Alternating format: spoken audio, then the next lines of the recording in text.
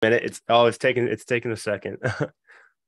Got it. Did you get that notification? Yes, I did. And I pressed got it, which means I gave my permission. It's still the bar. I think it might take like 10, 20 more seconds. It says on my end, it says meeting is now streaming live on YouTube. Here we go. Oh, there we go. Wow, I think we're live. Wonderful. So they call on YouTube, they say this is a live debut or something like that. I believe so. I believe so. Is there a chat window that you can turn on? There is. I'm looking at it right now. And let's see here. We have one viewer watching right now. So I'm seeing the chat window and I see our conversation. I don't know if you can see. I don't think you can see it because it's on my account. So I'll just have to. No problem. Just leave it like that. I'll call it out, and then like after our conversation's over, we'll just I'll read them, and then you can answer them. So you can too. Anyway, while you're doing that, I'd just like to thank you once again for having me on your channel. Not at all. It's been a really great pleasure knowing you over the years, and I just wanted to start off with a little introductory talk based on what's been in the news lately. Yeah, let's do it. and what I want to get at is the concept that we're nothing special. Yeah. We're all humans. Yeah. And beyond that, we're all life. And we exist in a universe which is life. Everything is alive.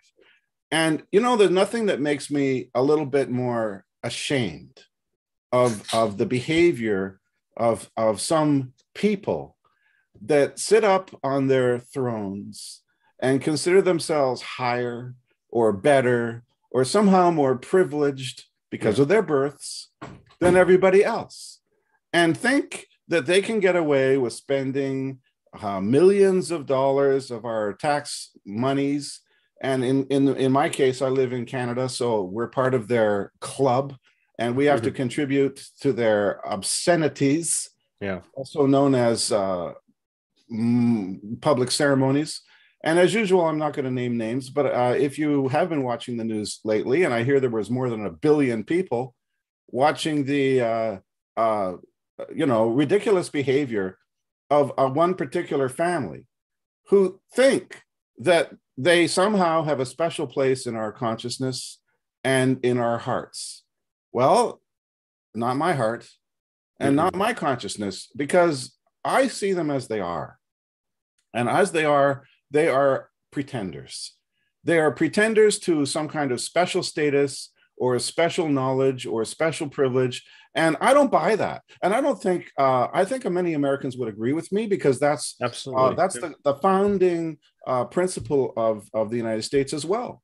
Yeah, absolutely. To escape from that kind of control mechanism and that kind of necessity to bow down. You don't have to bow down to anyone. And you don't have to respect anyone except for the fact that they're the same as you. Yeah. If you want me to continue, I would say that also anyone that talks to you or you listen to, whether it be on the internet, the newspaper, or any media whatsoever, don't listen to them because of who they are. Don't mark down their words or their pronouncements because of their reputation or what somebody has said about how great they are. No. Yeah. It's the message that's important, not the messenger. The messenger is just somebody, a regular Jill or Joe, just like you and me. And if you pull off the mask of their pomposity and their highfalutin self-concept of themselves, then we can really see if what they're saying is important or not. Absolutely. I agree completely. And I think that level of discernment is something that we're missing in this world today. You just touched on a lot there, but I think a big part of that, if you go back 50, 100 years and you look at today, we've really downgraded and deteriorated in terms of having that sense of what you're talking about right now, the discernment, the knowledge, the education, everything, you know. And I know we actually spoke about this. We touched on it on our Give me liberty or give me death. Yeah, exactly. What happened to that one? Yeah. What happened to Thomas Paine? Mm-hmm. What happened to some of the founding fathers and mothers of your country? Yeah. And what happened to that spirit? Yeah, that spirit it's alive, but it's definitely something that's really seen a lot of, you know, I don't know what the word I'm looking for, not competition, but it's distractions. Yeah, absolutely. Confusion, and you know, where everything, media, pop culture, everything's responsible for tearing away at that spirit little by little. Some Cardassians. Excuse me. No, go ahead. Yeah, I mean, we can speak freely here, right? That's the whole point of this podcast is you know, creating a space for free dialogue. And it's, you know, the podcast is called Flowing Within, and it's to really talk to people on, you know, and see how they got to where they got to today through their own process of awakening the spirituality. But it's also, you know, free, like I mentioned in a video in the past, like yes, the importance of free speech and free dialogue. You know, we need to have this. We do. I mean, otherwise we're no different than communist China, right? If you can't talk about something because somebody doesn't like it, and you're going to get in trouble if you do, then what kind of society do you really live in? I mean, I've lived in China. I lived in China for 2 years in 96, 97, 98 when I was a kid. And then I went back recently for a month. This was, I think, a couple of years ago. And when you're there in China, you know you're in a communist country. You feel it all around you. You know, you look at the people as they're walking around, and you look at how their mannerisms and stuff, and they've been so subdued. They're forced in their own head. And if you dare speak of anything negative, like voice your opinion, such as saying, oh, maybe I don't like the CCP, maybe I don't like Xi Jinping, maybe I don't agree with the policies, you're gonna get in trouble. I actually like to share a story. Please. That my mother, she was born and raised in Mao's Communist Revolution. Before she, you know, I'm actually I guess a first generation here. My mother moved to America in the late or mid 80s. Was she old enough to be a Red Guard? I think she was only a young teenager at the time. Right. So no, I don't think so. But yeah, I'm actually not sure. Probably not. But she, I think. Yeah, she was a teenager, a kid going into a teenager during the time of Mao's Communist Revolution. And she was, you know, she lived through all that. And she told me that she had this fascination with like studying English for some reason. Yes. During that time. And it was interesting because she said somehow, some way she got hold of a cassette player, not like a Betamax, but you know, that had basic English lessons, like how to say hello, you know, goodbye, basic stuff. Was it a big one, like an 8-track? I think so. Yeah, it was, but this was contraband. This was considered illegal to have. And if she would have got caught, she would have been in jail for a good amount of her life just with that. And so she was on her own time in secret. She couldn't even tell anybody because people were trained to essentially be a rat, a snitch, like snitch on your friends, on your family. Everybody was a spy, you know. And she would on her like private, you know, time at night, she would put in the headphones and listen to these things and try to learn a little basic English when she was a kid. But that's, you know, it's so scary when I think about that.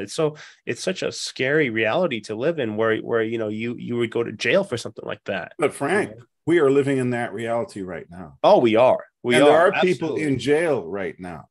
Yeah. For visiting their capital. Yep. There are people in jail right now for defending their homes. Yep. For speaking their for exercising their freedom of speech. Absolutely, yeah. And that's true in my country as well as yours. Yeah. And it reminds me of, you know, people talk about things like alternative realities. Yeah.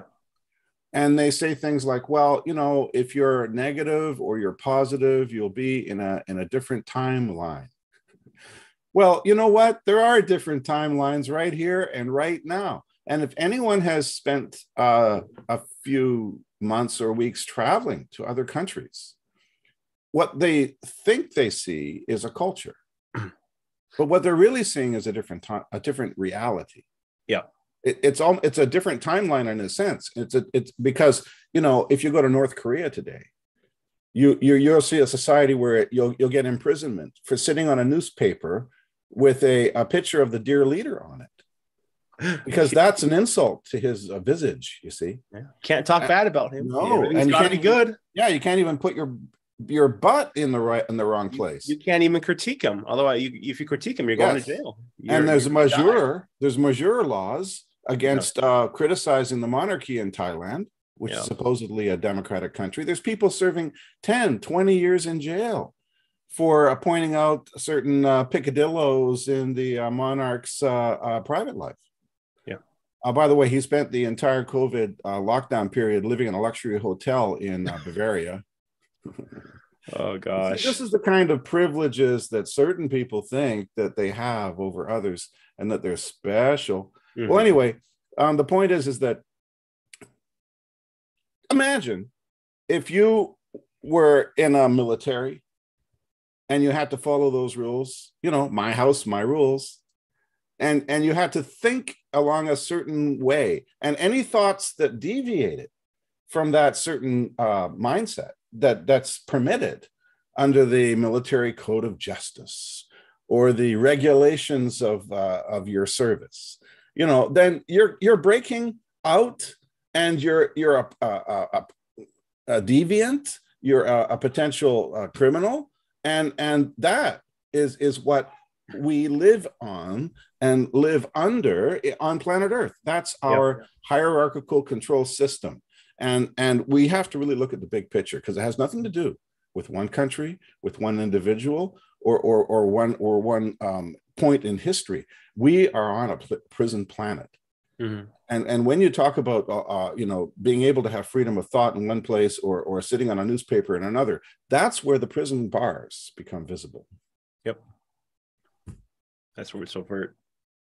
A lot of people think that, for example, let's do a little bit of details here. A lot of people are concerned about the conflict in Ukraine. Yeah. Would you have a hard time believing me if I said that both sides are controlled by the same control tower? That's right. Would you believe me for 10 seconds if I posited the concept that all conflicts on this earth, be they petty or international, are designed to keep us fractured, spiritually blind, and at each other's throats in order to cancel out our spiritual potential, in order to stunt our spiritual evolution, and make us docile and prisoners who are fighting each other instead of our guards. Yep, exactly. We see that in every facet of life, not just politics, huge, right? Sports, media. It's done to take away our humility, our humanity, and just make us at each other's throats. Right. This is what I believe in. This is my belief, and nobody can tell me different. And if you say something else, you're wrong. You're evil. You're bad. You're right. A terrible person. And thank God I was a well-adjusted child. I hated both my parents equally. That's a joke. But the point is that the family is where it starts. Yeah. And a lot of the times we're blinded. We're blinded to reality by all kinds of little conflicts. Yeah. Like, I used to fight viciously with my sister because she would always flip that toilet paper roll the other way. What the? God darn it! I want it to come from over the top, not from under the bottom. What? What's funny, Tim? Sorry to interject, but this was like 6 years ago, and I was listening to Coast to Coast with George Norrie. I was driving home at night from work, and there was a whole segment on whether or not toilet paper should be under or over, and I Right. was like, what the hell am I listening to?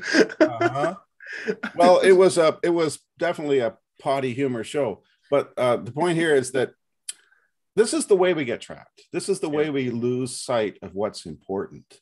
I mean, there's road rage. Yeah. There's people who are offended by whether they're called a he or a she. What the WEF is all that about? Yeah. I mean, I'm gonna make a new gender. I'm gonna call myself transparent. Yeah, and I've decided that I'm going to become invisible, and I've got some new pronouns. Who, where, and I'm just going to disappear. Okay, is that cool? Can I do it? Well, according to this new ideology, you can be whatever you think you want to be. Well, that's right. I made a decision, didn't I? And if you see me, that's an insult to my humanity. Yeah. Because I'm not even here. I'm a who or a where. Yeah, that's right. Yeah. So how dare you?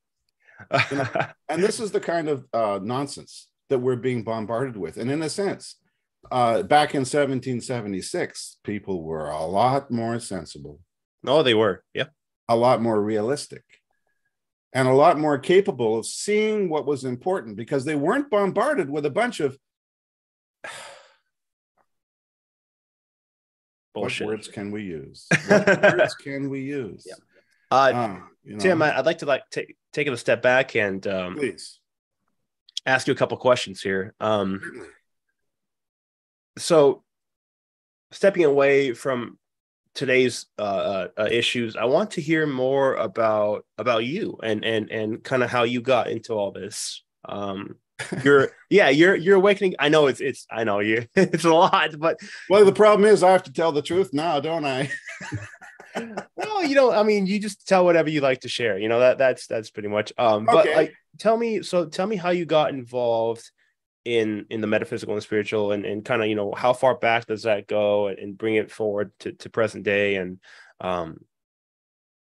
HAPM. I will tell you quite sincerely that my first metaphysical experience was on the schoolyard schoolyard in grade 1.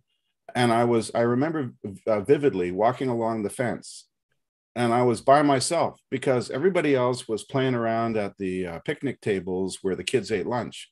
But I just didn't want to hang out with them because they weren't really in my intellectual milieu. So, because I'd already read a book and they hadn't, in grade 1. So anyway, so I was walking along the fence there, and I heard trumpets. And then I heard strings. And then I heard arpeggios and chord structures. And I was hearing music in my mind. And it had a particular structure to it, a particular progression and a harmonic, composition. And I went back to my dad later that night, and I hummed it to him. And he said, "That's Beethoven's Eroica." And I said, "What? Who's Beethoven and what's an Eroica?" And he said, "I played that to you before you were born, when your mother was pregnant." And he'd read Dr. Spock's book, which was popular in the 1950s, all about how you could use classical music, particularly Bach, Beethoven, and Mozart, to stimulate neural activity in an unborn fetus. Yeah. So he'd done some experiments with the home stereo on me. And he was blown away when he found out that the experiment had reached fruition. And after that, I realized what I could do. Nice. And I started composing my own music in my mind. And it was there. I could hear it anytime I wanted. I didn't have to write it down. And it was years later that I found out that Mozart always composed music that way. Yeah, that's right. And the writing down part was only from the memory of what he'd already composed in his mind, right? That's right. Yeah, it was all. And then I went into music big time, and learned how to play the piano, and went to art school. I went to music school, and I became a complete failure at classical music for other reasons. I couldn't handle the university system of control, of intimidation, of hierarchy, and basically it's all about the money with them. Yeah, bureaucracy, right? Now that saved me later on in life when I didn't believe for 10 seconds that 1,000 academics said that the world's warming, and another 1,000 said that we are all going to die from some horrible disease if we don't take a medical procedure. I don't believe any of those people because I know that they're all corrupt. I know that they'll do anything for a research grant. That's right.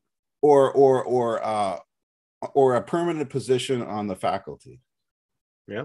Called tenure. Okay. I know those people. And I know that no academic or university professor has ever composed good music.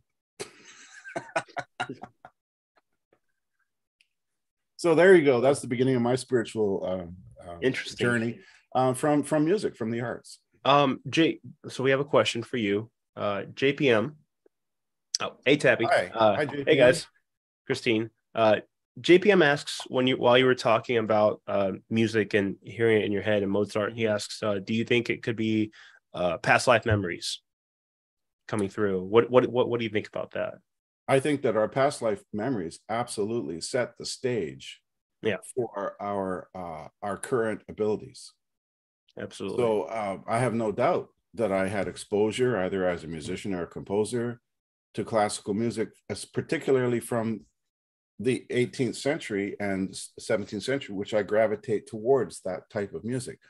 I'm not really into Stockhausen or some of the 20th century composers. I find them dissonant and not harmonic and not beautiful. I just happen to love Renaissance and early classical music, and that's just me.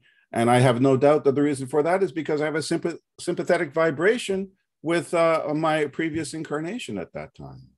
It's weird as you're talking about this. I'm getting images of you being alive in a past life, mid 17th century, maybe early 17th century. That's about right.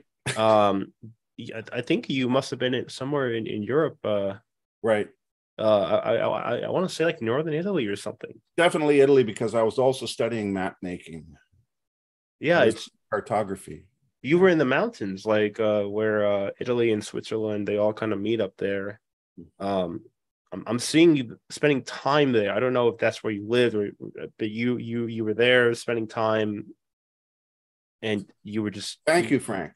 No problem. Thank you, Frank. I didn't. I don't know all the details. It's like you had a group. It's like there was a group of people that you were with, and you guys were all musicians, and it was just this. Yes, because the thing about music is it's not just the music itself; it's the vibrations of the music. Yes, absolutely. If you're exposed to those beautiful harmonic vibrations, what it does is it resonates within you and raises your body consciousness and your spiritual consciousness. That's why music is so important, and that's why some types of music, it's a highway to hell. I mean, I kind of like that song. I like that song. My AC/DC is kind of interesting. Yeah, but all you right. know what? It kind of definitely lowers me down and makes me feel like, grabbing a bottle of whiskey and a couple of joints and going out on a Saturday night and just having a great time with anything in a skirt. How about that? Now, what is the effect of that music? Whereas, classical music makes me feel a little more, generous to my fellow human, a little more mannered, a little more polite. And raping and pillaging is not on my mind. Go figure. Yeah, seriously. Oh, yeah. Does that answer your question, JP? JP says, very cool. It was familiar to you in this reality, kind of like medicine. So, yeah. I think, we live in a prison planet, and we definitely need some protection, something to keep us going. In this era of liberation. We are under new management, I believe. We're about to enter another age of existence, both spiritually, materially, and physically here. And I can't thank the universe too much for allowing me to live it in this most interesting of times. Nice. Especially with a little help from my friends here. All right. So Tim, what have I guess what have you been up to recently? Tell us about, as of late. I've been watching your videos on YouTube, your own channel, and I got to say I love the content. I love the dialogue you guys have. I love the discussion you guys have, and I guess tell us more about that and kind of what you're doing and just elaborate. I have a good friend who's we're like Laurel and Hardy. He's Awesome. Laurel and I'm Hardy, the big guy who's always full of bluster and opinions. And Hardy is always saying, "Oh, yeah, okay, but are you right about that, or are you correct about that?" He's always criticizing a little bit. And he's a friend of mine who's a professor in Vancouver at UBC, and he assists me because it's hard to do it on your own. Yeah, it really helps when you have someone to dialogue with, like we're doing today. Absolutely. And it kind of creates a connectivity between souls. And that connectivity opens the door to other souls and allows you to reach out into what I would call the collective consciousness and to retrieve knowledge and information, which we can then record for everyone. And that's basically what I'm doing. I'm channeling. I don't know who I'm channeling. I don't know where I'm channeling, but we're definitely doing it. And I don't think it's negative. I think it's positive. So that's my website. And I hope anyone who wants to can come and check it out. It's not monetized. I don't agree with that because monetization and Satanism are intimately connected. But the point is that if you can express yourself, you can improve yourself. If you can't express yourself, they will abuse you because you're not able to stand up in your own sovereignty and have your own mind and have your own ideas. And you know what? Nothing can touch you if you're strong in yourself. Exactly. Yeah. But you will be roadkill if you're not. It's true. And I think that's the main lesson of life on this earth. I like that. I like that a lot. Just having that fortitude in yourself to keep going, to really. Oh, I'm just faking it here. I don't really have any fortitude, but it's if I can no, you do. If I can verbalize it gives me some hope. It's funny, Tim, as you said that, my ears are ringing, even though I'm all clogged up right now. My ears just so that was like a confirmation. I thought that was pretty cool. Well, thank you very much. But I have a little story to tell. Yeah, shoot. About my childhood, my past. Okay. Remember when you're in elementary school, and everybody's the same because we're all kids.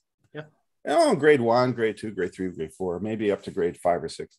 And the thing is that it doesn't matter whether you're from a First Nations background or another ethnicity. It doesn't matter whether you're rich or poor, because look, kids don't care about that. They all get together and they cooperate and they communicate on a one-to-one basis, and they just see each other with total neutrality, and they see and sense the energy of each other. Yeah, and they don't have any problems because there's no problem energies there, because we're all born pure. We're all born as part of the Great Spirit. And it's only after a while that Great Spirit of purity gets polluted.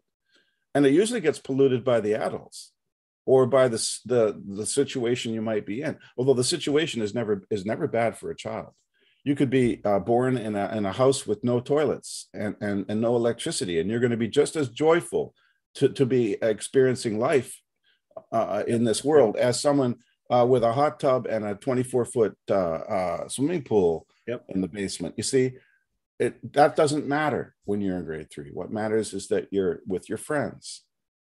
But then all of a sudden, around grade 8 or grade 9, some start to drift one way and some start to drift the other. And all of a sudden, some of those kids that used to be your friends are like vaping, doing drugs, hanging out at the street corner instead of going to class. Yep. And, having casual sex. And, there's nothing wrong with sex, of course, but without any emotional commitment. And basically becoming delinquents in the concept of that. And it's almost like a split.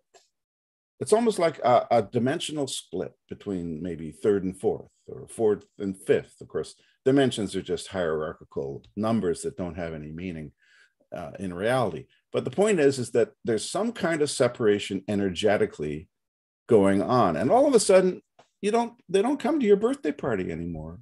Yeah. You don't see them anymore in school. And in grade 8, they dropped out entirely. Or maybe at least in grade 12, you didn't see them when you went to your local university. And that what happened to Johnny? Oh, well, Johnny got arrested for selling cocaine.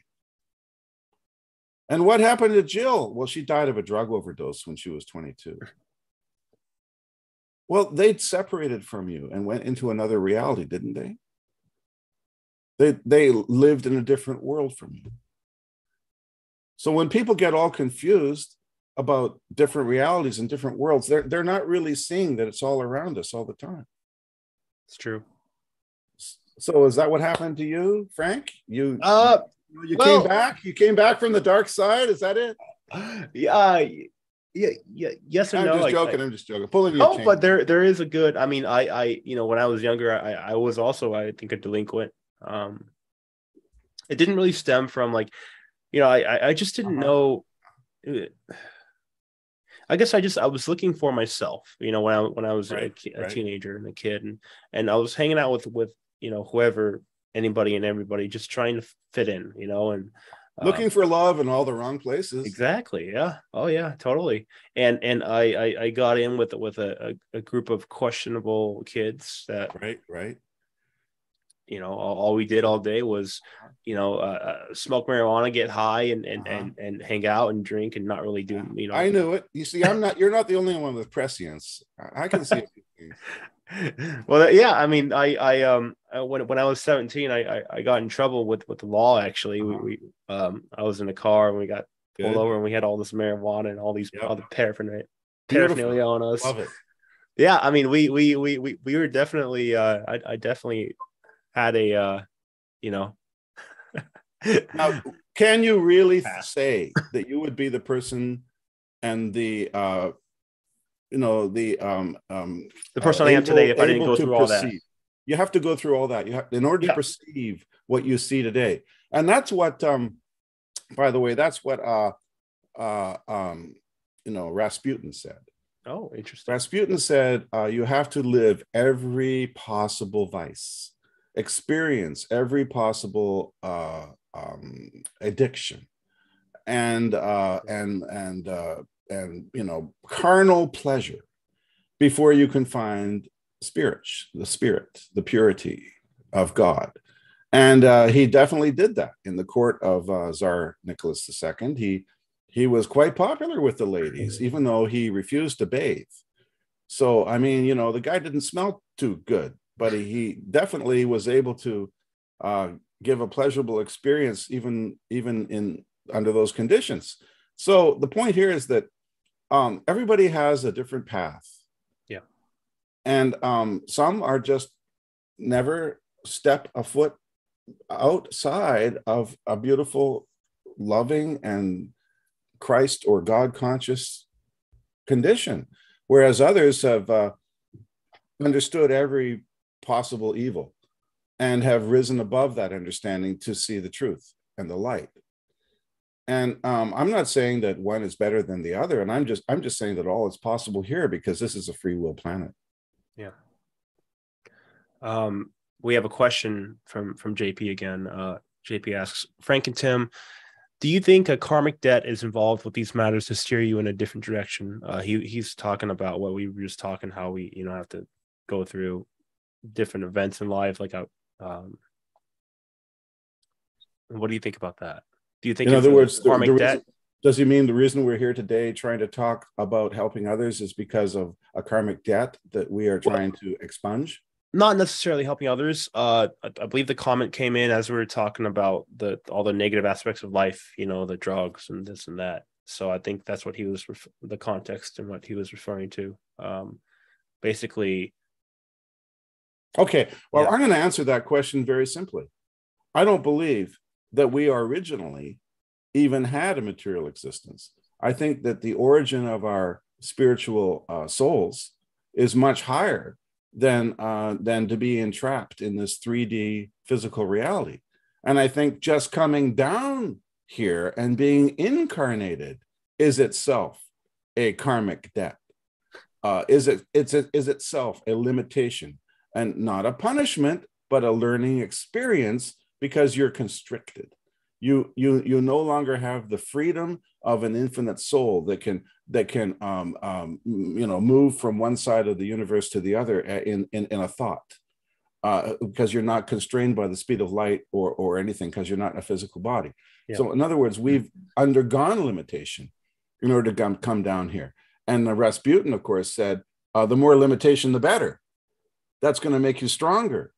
The more suffering that you undergo, that'll just, toughen you up. Now, what's a karmic debt? Well, a karmic debt is where you have acted selfishly towards others. Is it not? It's where you have inflicted pain and suffering for your own benefit upon another. I mean, I think that's the definition of a karmic debt. And in which case, if I have done so because of ignorance, then I think that I can achieve liberation. But if I've not done so because of ignorance, in other words, I wasn't ignorant, I did it on purpose in order to feast, or in order to thrive from the energy of others, using ceremonies, using planned violence and mayhem against others. And just like our legal system, was it an accidental murder? Or was it with forethought? Was it premeditated? Like when you kill somebody accidentally, like I got, me and Frank have a bond because in a previous life, I got shot in the back of the head and he got shot in the front of the head. And those people, do they have a karmic debt to us? I don't know. Maybe they were ordered to do it. Maybe they were in the militaries or whatever, but if you purposely cause pain and suffering to another person, I believe that you're going to have to experience that in return. I think my belief aligns with that as well. It pretty much is all on intention and where it comes out of. Yes, and when you repay through your suffering, it makes you stronger than just random suffering. So I'll take the karmic debt suffering more than the random suffering because it's more beneficial. That sounds twisted. It's actually pretty smart. No. Well, all right. The way I wanted to run these podcasts and interviews is at the end I wanted to give people a chance, if they have any questions, to drop a comment and we'll get to it. So I think we'll run for an hour. We still have a lot of time, but to you guys that are watching and listening, we're going to keep talking. But if you have any questions for either Tim or myself, or just the dialogue, the conversation in general, or what we're talking about, please feel free to drop a comment and we'll get to them near the end. Here's another little thing I'd like to bring up. Yeah. A lot of us don't know how to listen. And I heard your video that you did, I think yesterday or the day before. And it's basically about listening and being peaceful and being meditative. Yep. And a lot of people don't really get what that is all about. Yeah. But I'll make the analogy of like a relationship. If you're in a relationship with a male or a female, depending on whatever your choices are. Sorry, I didn't mean to say anything there. Then, have you ever been in a situation where you're talking to them? Yeah. And all you can remember is what you said. And then they come back the next day and said, you weren't listening to me. You were just talking. And you weren't really helping. You weren't communicating. Well, that's like us and the universe. If we're just thinking about ourselves and if we're just projecting our own understanding of the universe and the reality, and if we're just relying on our sensory impressions, it's just like you think you're talking to that person because you think you know them, but no, you're not. They say, you don't know me. You're not listening to me. You don't get me. Well, that's like the universe. The universe is a little bit upset because we don't listen. We don't see what's going on. That's a great point. A lot of people, when they talk or conversate or have dialogue with somebody, they're just waiting for their turn to talk. They're not actually engaging in the conversation. Yeah, they go, yeah, exactly. Whatever you said. So I don't care because it's not my point. Exactly. And I do that all the time.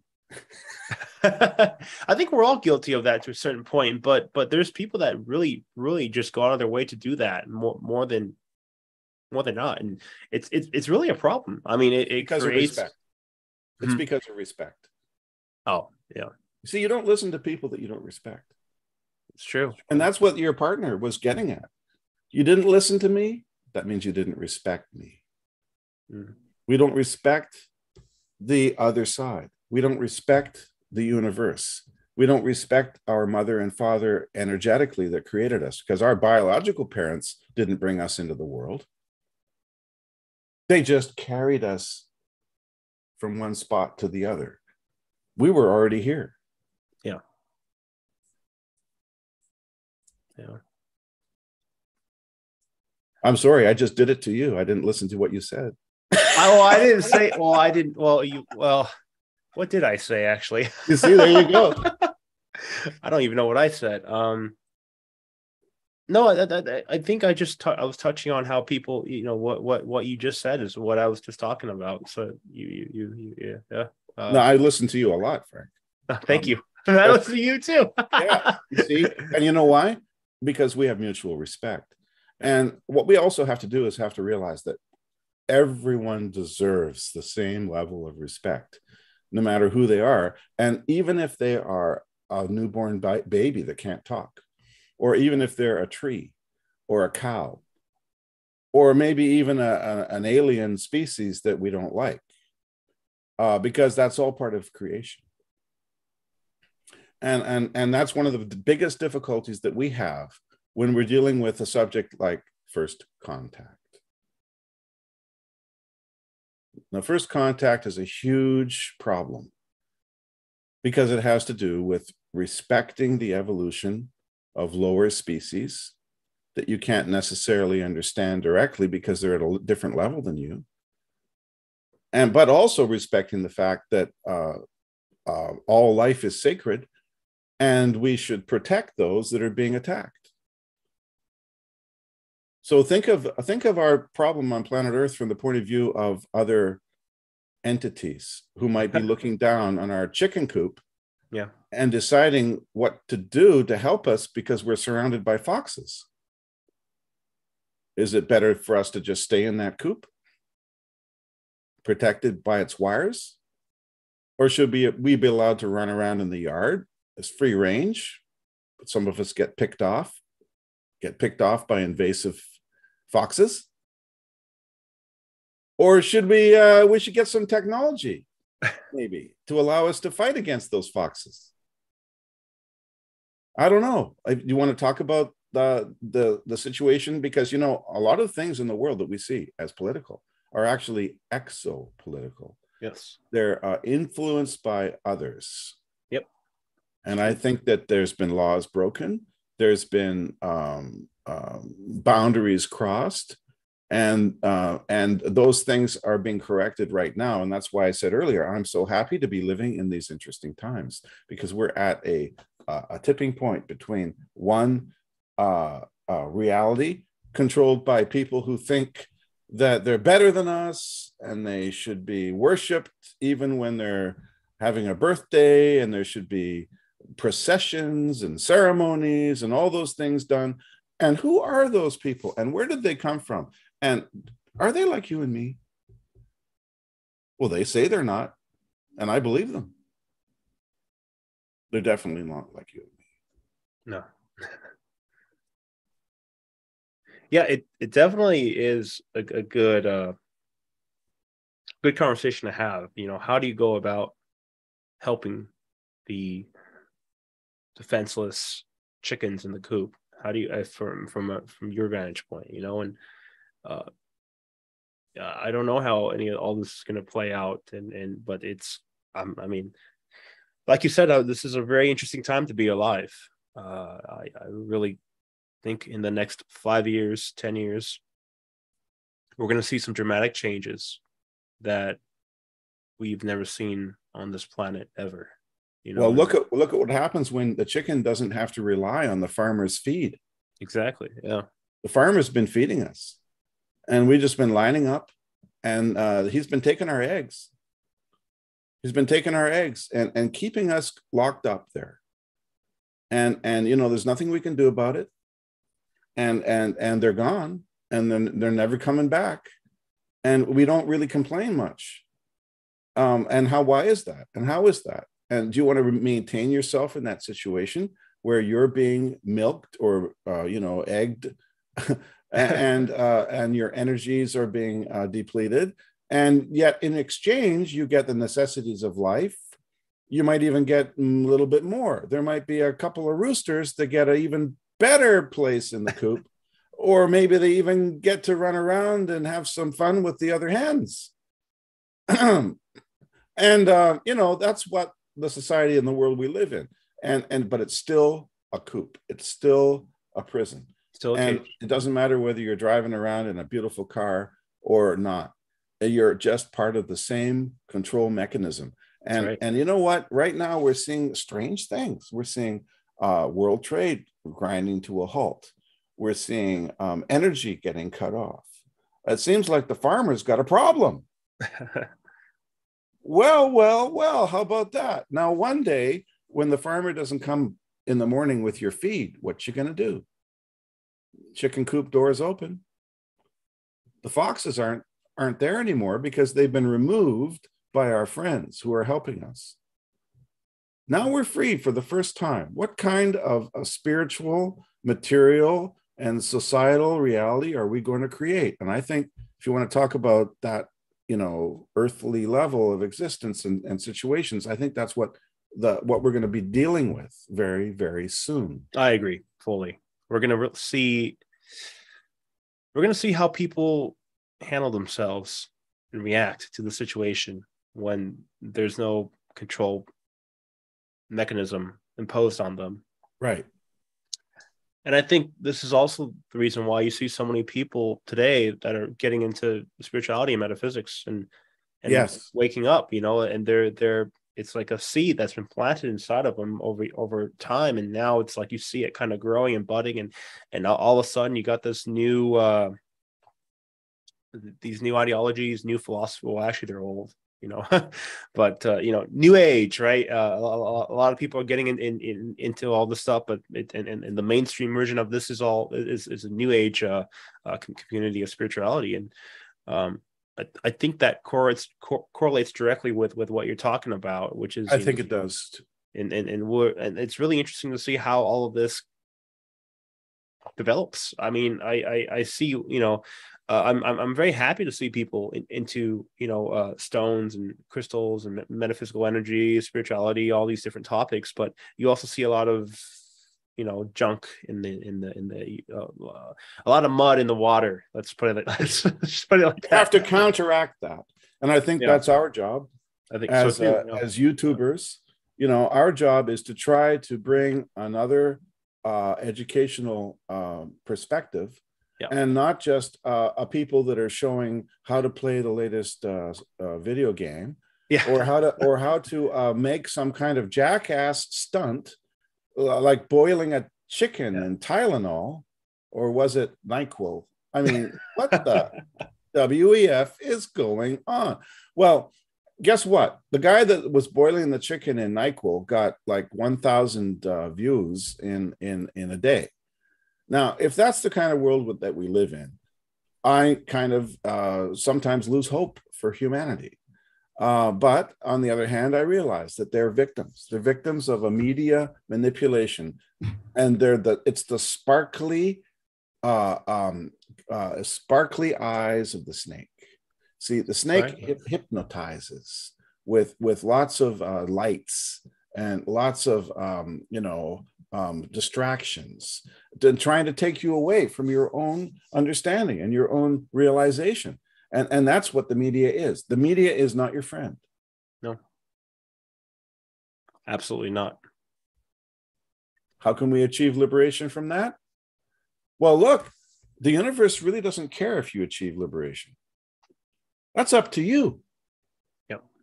That's but we're doing it now. We're doing it now with our dialogue, with sharing what we're talking about. This is how if you go back in time 200 years ago, this is exactly how the Boston Tea Party started. Absolutely.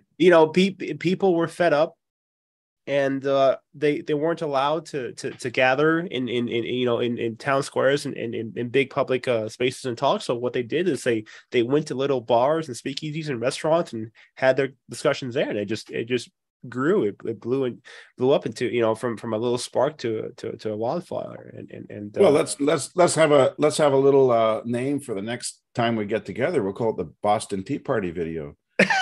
I like that. We'll do that. Yeah. Because the thing is that what happened after the Boston Tea Party?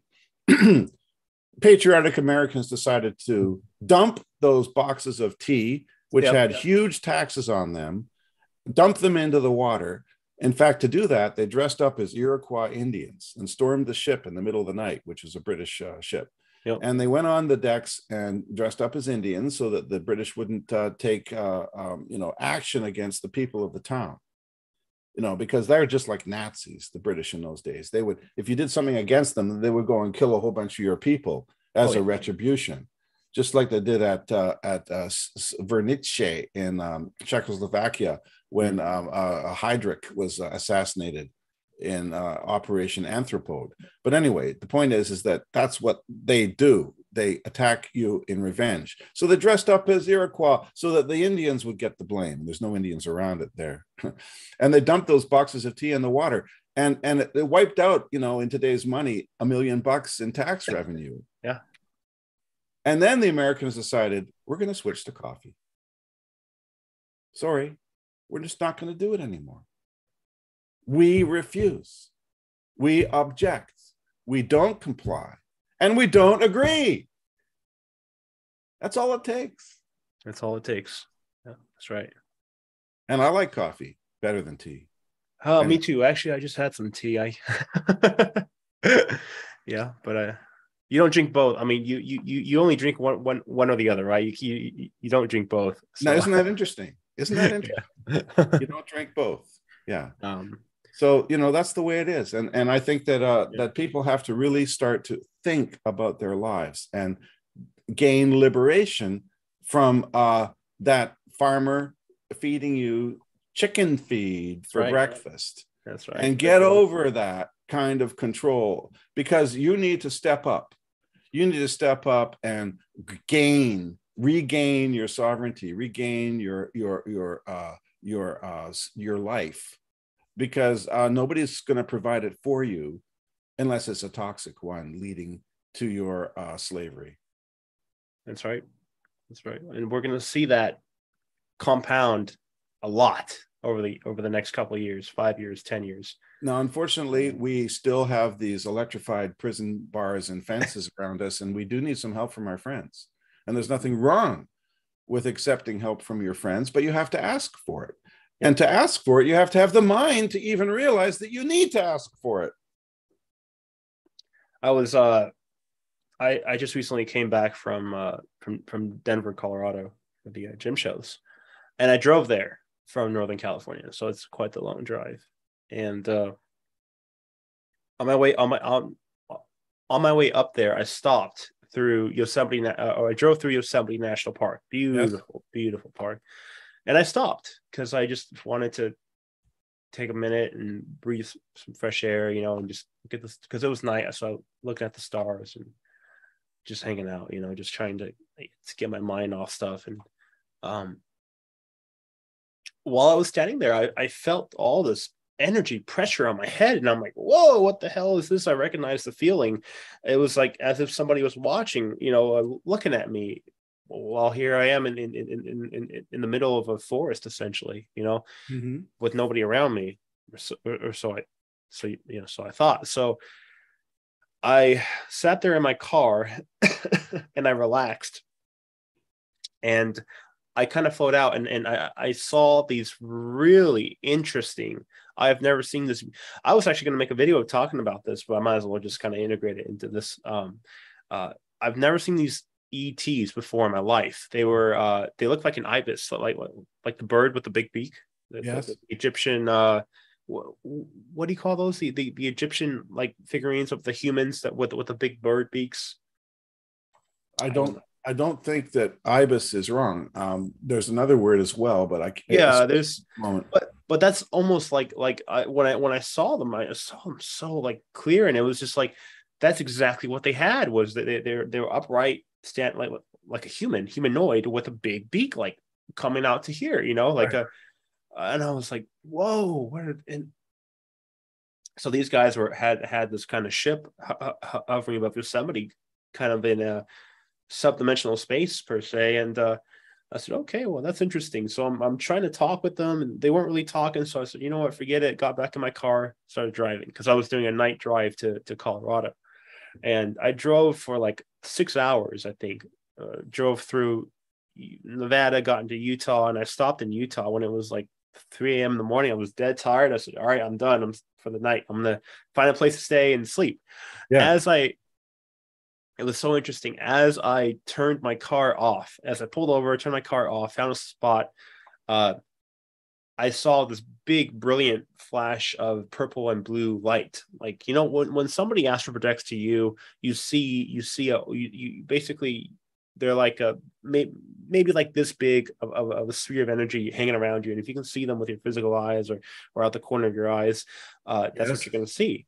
And then, so I was like, whoa, I closed my eyes and boom. They're that same. It was that same person that had followed me. They were just like tracking me as I was driving throughout the night. And right when I stopped, they knew. And I'm like, wow, this is interesting. I've never seen these guys before. They have a message for you, definitely. I think they did. I was trying very hard to talk to them, but I was so tired from driving. My mind was fried. All I could do was really see them, and they were trying to talk to me, and we were going back and forth. But what ended up happening is I just ended up saying hi. You know, it's really nice to see you. But that was, I don't know, it's just something I wanted to share with you guys. I just encountered with an ET that I had never seen before, but they were really just humanoid with these big beaks. It was so cool. And when they opened their mouth, and like the whole beak was like it was interesting. It was pretty fascinating. Well, if what do you make of that? Memory serves me correctly, in ancient Egypt, the god Ra has a big beak. Yeah. Yes. That's right. Ra. Anyway. There's other ones too that had the same features, I think. Yes. Well, look, if you want to talk about that subject, I have no doubt that we have been influenced, perhaps occupied, and definitely under the observation of multiple ET species ever since our very existence. And we ourselves may have been planted here, as multiple other races also have been planted here, because for some reason, this is a special place. Now, I remember I've always, and we agree that we're not special, but apparently our geographic location is. It's at a junction of communication for various, I don't know, things far beyond my understanding, energetically and interdimensionally and cosmically. It's a special location, and also there's talk that negative and positive energetic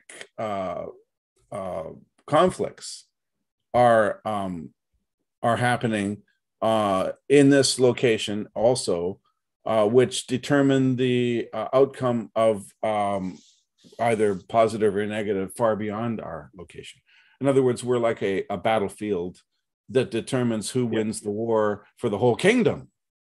Exactly. We're front and center. We're ground zero. Earth is like right, which doesn't surprise me. And back to JP's question, it doesn't surprise me that I would be deciding to or asking to be incarnated here at this time, as I assume you also have done. And it doesn't surprise me that we're doing the work that we're doing as part of that war and as part of that battle. Although those words are negative and I don't like to use them. Shall we call it, instead of war and battle, shall we call it conflict, a disagreement, transition? Transition is good. Yeah. And realignment. I like that. I like that a lot.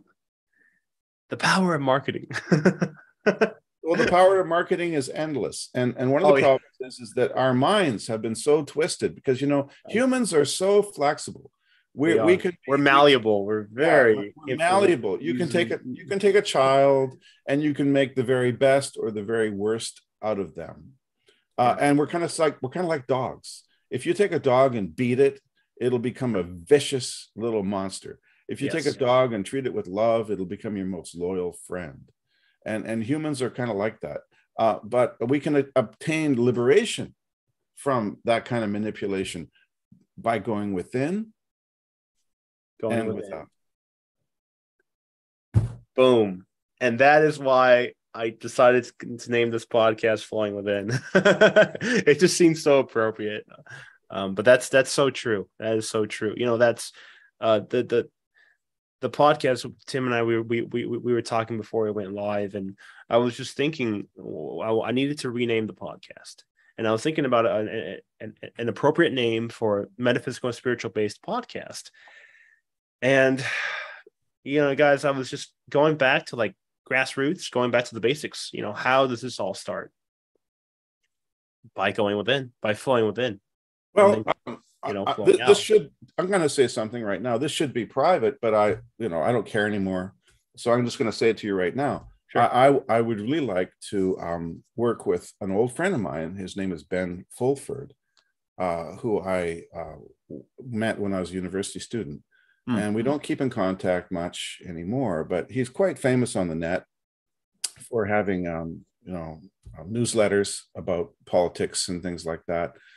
And I think that he would agree, as long as I paid for it, to have some of our work translated and put online in Japan, where he lives. Oh, wow. And I also have another friend who's able to maybe do that in Hong Kong. And I have another friend who's able to do that in Korea. So anyway, there you go. I think some international, connectivity. Absolutely.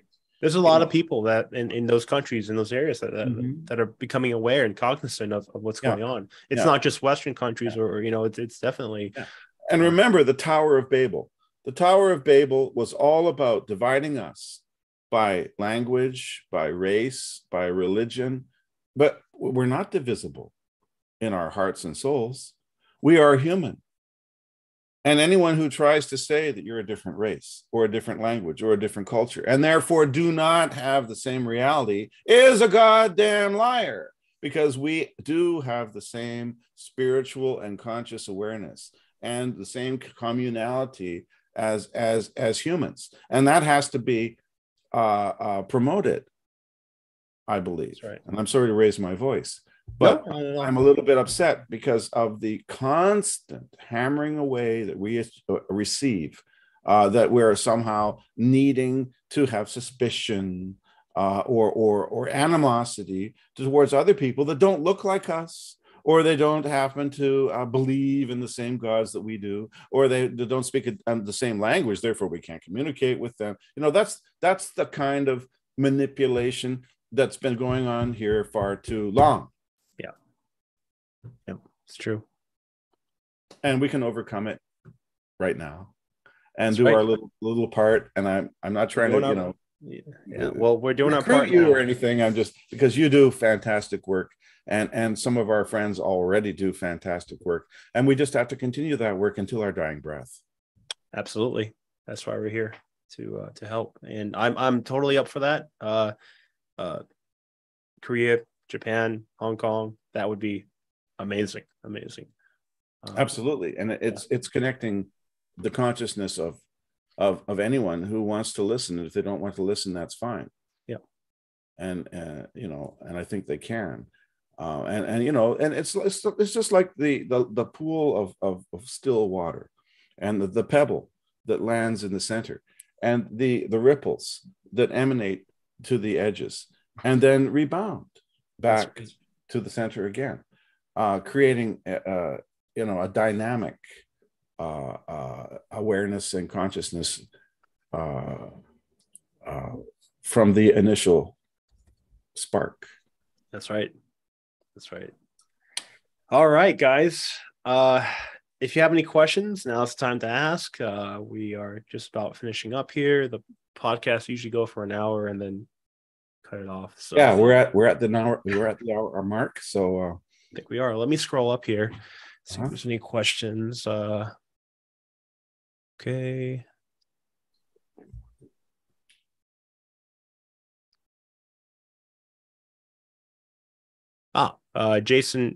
Jason asks, "Hey Frank, did you patch everything up with J E aka Era?" Mm-hmm. Regardless of what happens, it doesn't really matter too much. We both just you just have to keep moving forward and keep doing what you're doing. I've learned in life that you got to just whatever it is you're doing, you just have to give it your all and try your best. And if you do that, that's all that matters. You never know what's going to happen with other people, with situations, circumstances. You can't control that. You can't have control or anything over that. All you have to do is just know that you do your best every day. You give it your best at bat every time you do whatever it is you're doing. And that's what I'm doing. I'm just I'm making the podcast here. I'm trying to spread the word and trying to come up with new and different creative ideas to further this progression, I guess. So that's it. JPM asks, do you need a Gordon Duff with Veterans Today? I actually don't know what that means. I'm familiar with that guy. He gives out mostly military information about United States activities. Oh, okay. And he has a political, mostly military insights about things like in the Middle East and so on. He's obviously a veteran himself, and probably connected to some agency. He's a kind of similar to Benjamin Fulford in that he gives out information, some of which is helpful, some of which might be manipulation. That's as much as I know. Gordon Duff. I will look into him. I don't know anything about him, but I'm gonna do some researching. Well, he did have a couple of things from contributors discussing the 13 families that supposedly control the Illuminati and the monarchies and that kind of level of control of humanity. I personally am not too interested in that anymore, because the earth is under new management. Yeah. And those things are all gone, I believe. They are. That's just me. That's my belief. I'm not too interested in that either as well. I mean, back in maybe 10 years ago, I was talking about, the Illuminati,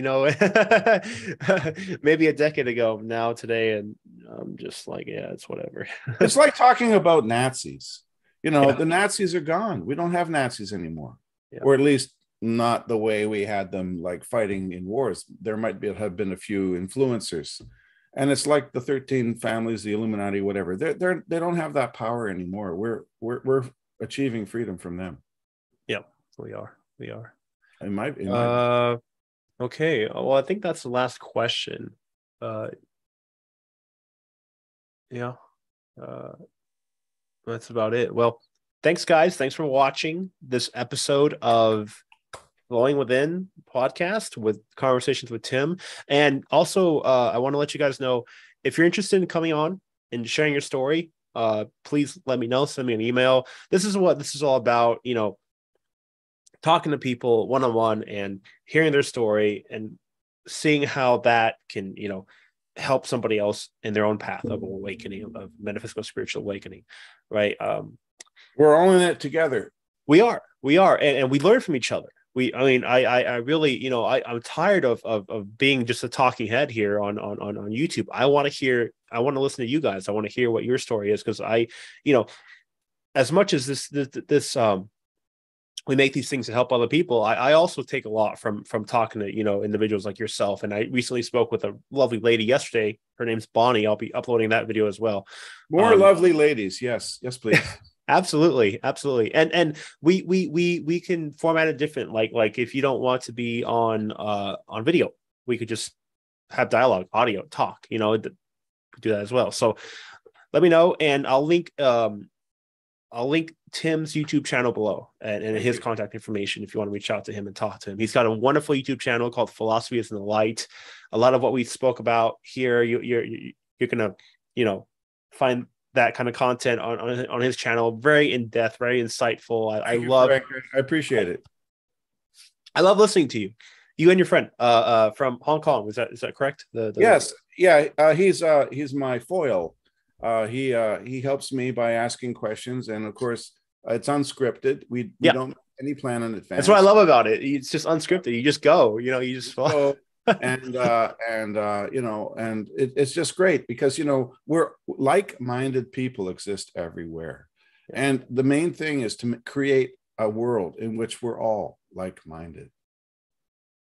That's right. Good night, Frank. I mean, good afternoon. Good night, Tim. Good night, everybody. And or good afternoon, and I'll see you guys.